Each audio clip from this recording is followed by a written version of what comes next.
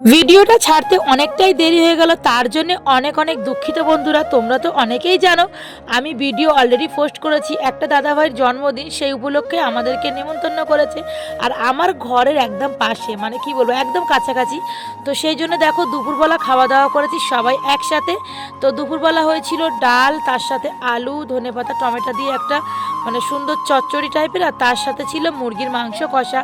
তো দুপুরবেলা সবাই মিলে খেয়ে নিলাম খুবই আনন্দের সাথে। তারপরে কি রাত্রে খাবো, সেই রান্নাবান্নার জোগাড় হচ্ছিলো। তো রাত্রেবেলা বিরিয়ানি হবে, সেই জন্য মাংস কেটে নিচ্ছিলাম। আর আমি তোমাদের সঙ্গে রান্নাটা আমি আর ভাবি মিলে করব, তাই জোগাড়জাটিগুলো দুজন মিলে করে নিচ্ছি।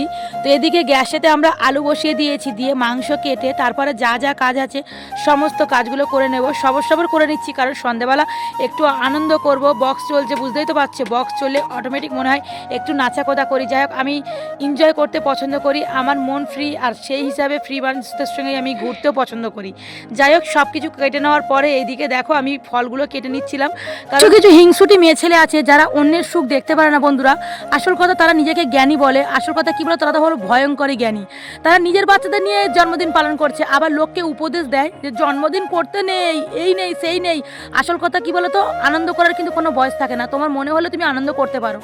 কথায় আছে পরহিংসা নরকবাস, যুগে যুগে সর্বনাশ। গাড়ির সামনে দেখবে লেখা থাকে তোমার হিংসা আমার জয়। আসলে হিংসা করে কেউ কারোর কিছুই করতে পারে না, সে তার হিংসায় কিন্তু সেই মরে। আসলে কি বলতো, এরা মানুষের সুখ দেখতে পারে না, তাই এদের এত রকমের কথা বেরোয়। আমি মনে করি জ্ঞান দেওয়ার আগে নিজেকেও জ্ঞান অর্জন করাটা খুবই জরুরি। তো গাইস, আজকে ভিডিওটি ভালো লাগলে লাইক শেয়ার করে